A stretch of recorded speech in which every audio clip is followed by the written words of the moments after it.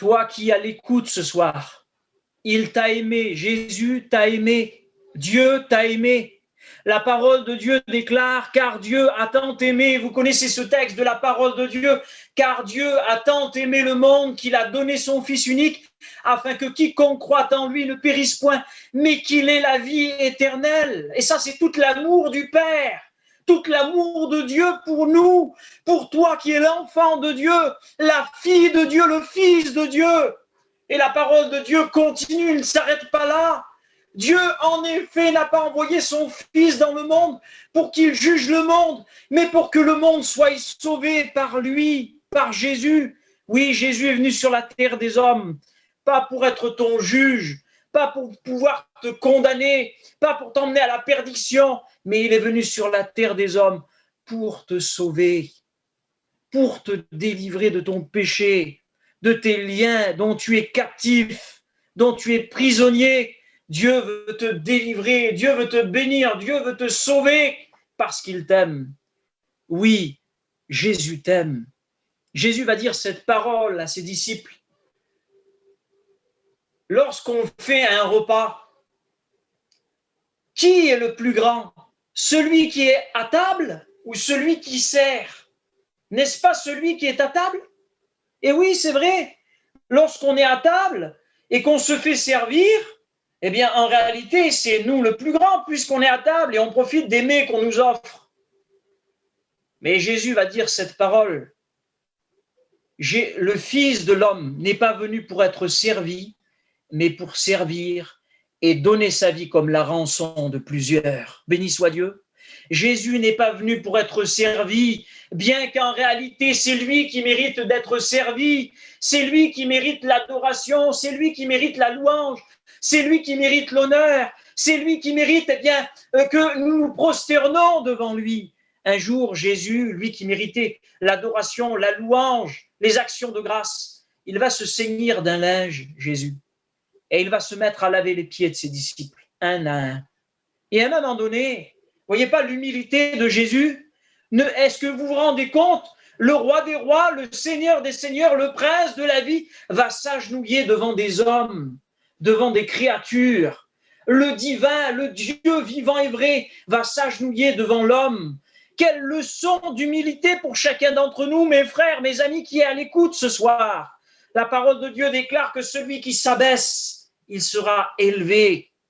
Mais celui qui s'élève, il sera humilié, il sera abaissé.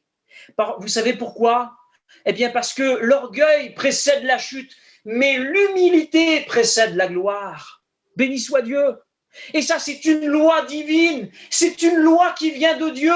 Regardez quelqu'un qui s'élève, regardez quelqu'un qui veut être au-dessus des autres. Eh bien, il est vu, il est regardé comme un orgueilleux et il est jugé par tous. Est-ce que ce n'est pas une réalité? Parce qu'un orgueilleux, ça se voit de loin.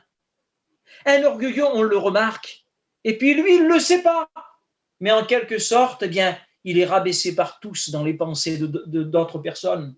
Mais regardez quelqu'un qui est humilié, quelqu'un qui sait s'abaisser, quelqu'un qui regarde les autres plus grands que eux, quelqu'un qui sait eh bien, servir les autres au lieu de se servir soi-même. Eh bien, il est élevé. Il ne le sait pas lui-même, mais il est élevé par tous. Pourquoi? Bien parce qu'on voit que cette personne-là, c'est une personne qui aime le Seigneur et qui est humble. Béni soit Dieu. Eh bien, un jour, Jésus va s'abaisser devant des hommes. Lui, le roi des rois, le Seigneur des seigneurs, le prince de la paix, lui qui est appelé admirable, conseiller, Dieu puissant, Père éternel. Il va s'abaisser. La Bible dit qu'Éphésiens 2,6, existant en forme de Dieu, n'a point regardé son égalité avec Dieu, mais il s'est dépouillé, se rendant obéissant jusqu'à la mort, même jusqu'à la mort de la croix. Il s'est abaissé jusqu'à nous. Il a pris cette forme humaine, lui, le Dieu, le divin, le Dieu tout-puissant. Il a pris cette forme humaine. Et la Bible dit que lorsqu'il s'est trouvé dans cette situation d'homme, il n'a pas hésité. Il a accompli le plan de rédemption pour chacun d'entre nous qui est à l'écoute ce soir. Il a accompli ce plan d'amour, cet amour qui est déversé dans nos cœurs par le Saint-Esprit, Romains 5,5. Or, l'espérance ne trompe point, car l'amour de Dieu est répandu dans nos cœurs par le Saint-Esprit qui nous a été donné. Quelle grâce! Quelle grâce de recevoir cet amour dans nos cœurs! Quelle grâce, quel privilège que nous avons de ressentir la présence de Dieu!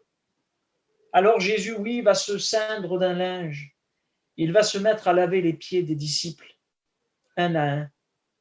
Et à un moment donné, il va venir pour laver les pieds de l'apôtre Pierre. Et Pierre va dire, non Seigneur, jamais tu ne me laveras les pieds. C'est une réaction naturelle, une réaction normale. Peut-être, certainement, j'aurais agi de la même façon, voir mon Sauveur, mon Seigneur, le Dieu puissant, mon Jésus, qui a payé pour moi, qui m'a tant aimé, s'agenouiller devant moi et vouloir me laver les pieds. Alors oui, peut-être j'aurais eu la même réaction que Pierre, en disant, non Seigneur, jamais tu me laveras les pieds. C'est les paroles de Pierre. Non, jamais tu me laveras les pieds. Alors Jésus va reprendre la parole, il va lui dire, si je ne te lave, Pierre, tu n'auras point part avec moi. Alors Pierre va reconnaître la parole de Jésus, Seigneur, je n'aurai point part avec toi si tu ne me laves pas les pieds. Alors Seigneur, lave-moi tout entier. Non seulement les pieds, mais lave-moi tout entier. Et Jésus va continuer, il va dire, celui qui a été lavé n'a besoin que de se laver les pieds pour être entièrement pur. Et ça, c'est la sanctification dans la marche. C'est se sanctifier dans notre marche chaque jour avec le Seigneur. Parce que laissez-moi vous dire que le monde, veut nous salir. Le monde veut nous rendre impurs. Le monde veut nous souiller. Mais on a besoin de se sanctifier. On a besoin chaque jour d'examiner nos cœurs. On a besoin chaque jour d'examiner nos âmes pour voir si, on est dans le chemin que le Seigneur nous a tracé. Béni soit Dieu. Il y a un chemin, mon frère, ma sœur, toi qui es à l'écoute ce soir, un chemin que Dieu t'a tracé. Écoutez bien ce texte de la parole de Dieu. Dans le livre des Proverbes, au chapitre 20, verset 24, il est dit, écoutez bien, c'est l'Éternel qui dirige les pas de l'homme, mais l'homme peut-il comprendre sa voie? Laisse-moi te dire, mon frère, ma sœur qui est à l'écoute ce soir, toi peut-être qui n'es pas chrétien encore ou qui essaye de le devenir, c'est l'Éternel qui dirige les pas de l'homme, mais l'homme peut-il comprendre sa voie? Dieu est celui qui veut te diriger, Dieu est celui qui veut te conduire. Peut-être que tu es à l'écoute ce soir. Laisse-moi te dire que rien ne se fait si Dieu ne le veut. Ça veut dire que si ça se fait, c'est que Dieu l'a voulu en réalité. La Bible dit, dans le livre de 1 Samuel, dans l'un des chapitres, il dit que c'est l'Éternel qui élève, c'est l'Éternel qui abaisse, c'est l'Éternel qui fait descendre au séjour des morts, c'est l'Éternel qui en fait remonter, c'est l'Éternel qui appauvrit, c'est l'Éternel qui enrichit. Oui, c'est Dieu qui dirige toutes choses. Mais maintenant, Dieu attend quelque chose de nous. Dieu attend une décision de nous parce qu'il ne peut pas prendre la décision à notre place. Il nous présente un chemin. Il dit, j'ai mis devant toi le chemin de la vie et le chemin de la mort. J'ai mis devant toi la mort et la vie. Choisis la vie afin que tu vives. Voilà, il y a un chemin de vie, un chemin de paix, un chemin de gloire qui est pour nous, que Dieu nous a tracé. Et je te conseille une chose que Dieu te conseillerait ce soir. Choisis la vie afin que tu vives. Et je crois que c'est important. Dieu désire te diriger. Dieu désire te conduire dans ta vie. Dieu désire prendre les rênes de ta vie et te diriger, mais c'est à toi de le vouloir, c'est ta décision. Dieu ne peut pas prendre la décision à ta place, c'est à toi de prendre la décision, c'est à toi de t'engager avec Dieu. Alors il est dit là, dans le livre de Jérémie au chapitre 29 et verset 11, « Je connais les projets que j'ai formés sur vous, dit l'Éternel, projets de paix et non de malheur, afin de vous donner un avenir et une espérance. » Voilà les projets que Dieu a pour toi. Quelle grâce! Ce n'est pas un projet que l'ennemi a eu, par exemple, pour Job, lorsque Dieu va dire à Satan qui était là, se présentant devant lui, quel culot, quelle audace! Mais Dieu va lui dire, as-tu remarqué mon serviteur Job? Il n'y a personne comme lui sur la terre. C'est un homme intègre et droit, craignant Dieu, se détournant du mal. Et Satan va reprendre en disant, c'est d'une manière désintéressée que Job craint Dieu. Ne l'as-tu pas béni, lui, sa postérité, tout ce qu'il possède? Ses troupeaux couvrent la surface de la terre. Touche à ce qu'il possède et il te maudira en face. Puis Dieu a laissé agir Satan. parce qu'il avait confiance à son serviteur. Vous savez, un homme peut témoigner d'un autre homme. Moi, je peux témoigner de mon fils ou je peux témoigner de ma femme en disant, eh bien, c'est une chrétienne, elle aime le Seigneur, elle marche dans les voies du Seigneur. Mais ce sera moi qui témoigne, ce sera un homme qui témoigne d'une femme. Mais je ne connais pas les pensées du cœur de ma femme. Je ne connais pas les pensées du cœur de mes frères, de mes sœurs dans notre Église. Là, ce n'est pas un homme qui témoigne d'un homme, c'est Dieu qui témoigne de son serviteur en disant « As-tu remarqué mon serviteur Job? Il n'y a personne comme lui sur la terre. C'est un homme intègre et droit, craignant Dieu, se détournant du mal. Ne croyez-vous pas que Dieu ne sait pas ce qu'il dit? Laissez-moi vous dire que Dieu sait ce qu'il dit, parce qu'il sonde le cœur et les reins. Il sonde toutes choses, il sonde nos cœurs, il connaît nos cœurs avant que les paroles soient sur notre bouche. Il les connaissait déjà. Voyez-vous, ce soir, je ne savais pas quoi vous prêcher, mais Dieu est celui qui remplit mon cœur pour pouvoir vous apporter la parole de Dieu ce soir. Quelle grâce, quel privilège de le connaître. La parole de Dieu déclare qu'il étend ses regards sur toute la terre pour voir ceux dont le cœur est tout entier à lui, pour soutenir ceux dont le cœur est tout entier à lui. Mais il ne s'arrête pas là, les regards de Dieu. Il soutient son serviteur, il soutient sa servante. Il soutient son fils, sa fille.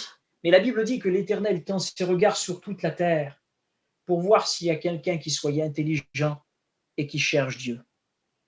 Alors c'est beau d'être intelligent, c'est merveilleux. Mais l'apôtre Paul va dire ces paroles, si j'aurais la connaissance de tous les mystères, si je n'ai pas l'amour qui est Jésus en réalité, cela ne me sert de rien. Alors c'est bien beau d'avoir de l'intelligence, mais Dieu ne demande pas que de l'intelligence. Il dit que l'Éternel étend ses regards sur toute la terre pour voir s'il y a quelqu'un qui soit intelligent, mais qui cherche Dieu. Vous savez pourquoi? Parce qu'il se laisse trouver par celui qui le cherche. Si tu cherches Dieu, c'est que tu es intelligent, ma sœur, mon frère, mon ami qui est à l'écoute. Béni soit Dieu si tu cherches Dieu. Béni soit Dieu que tu es intelligent, mais c'est important bien, que tu puisses le rechercher. Le texte de Jérémie 29, 11 nous dit « Je connais les projets que j'ai formés sur vous, dit l'Éternel, projets de paix et non de malheur, afin de vous donner un avenir et une espérance. Voilà les projets que Dieu a pour toi. » Mais il y a une condition. Et la condition est celle-ci. Vous chercherez et vous me trouverez si vous me cherchez de tout votre cœur. C'est important de chercher Dieu de tout son cœur. C'est important de chercher Dieu de toute son âme. La parole de Dieu déclare dans le livre de Matthieu, chapitre 7, verset 7, « Demandez, l'on vous donnera. Cherchez, vous trouverez. Frappez, l'on vous ouvrira, car quiconque demande reçoit, celui qui cherche trouve, et on ouvre à celui qui frappe. » Jésus demande que ça ce soir, que tu puisses le chercher. Il se laisse trouver par celui qui le cherche. Et j'aimerais pas aller plus loin ce soir, car c'est pas à force de paroles. Vous savez, ce n'est pas des mots et des discours sans fin qui vont te convaincre, mais la parole de Dieu déclare que c'est le Saint-Esprit qui convainc de péché, de justice, de jugement, que nous sommes des pécheurs, que nous avons besoin de la justice de Dieu pour ne pas passer par le jugement, par la seconde mort, la séparation éternelle d'avec Dieu. Alors ce soir, deux chemins t'est présenté, deux directions t'est présentées. Le chemin de la mort et le chemin de la vie. Choisis la vie ce soir, afin que tu vives. Béni soit Dieu. J'aimerais pour terminer bien vous rechanter ce cantique à la gloire du Seigneur. Après quoi, bien on se séparera. J'ai été content bien d'écouter bien la sœur, d'écouter les frères aussi, prier puis témoigner. C'est une grâce. Et toi qui es à l'écoute ce soir, peut-être que tu n'appartiens pas au Seigneur. Prends cette parole dans ton cœur, serre-la et crois-le ce soir que Dieu t'a parlé. Béni soit Dieu. Alors je vous rechante ce cantique. Jésus, je t'aime, car tu m'as aimé. Comment imaginer vivre sans toi? Et oui, parce que lorsqu'on a connu Jésus, lorsqu'on a connu l'amour de Dieu, on ne peut pas s'imaginer vivre sans lui. On ne peut plus vivre sans lui. Parce qu'on a connu ce qu'il y avait de meilleur sur la terre, l'amour et la présence de Dieu. Béni soit Dieu, on chante ce cantique ensemble.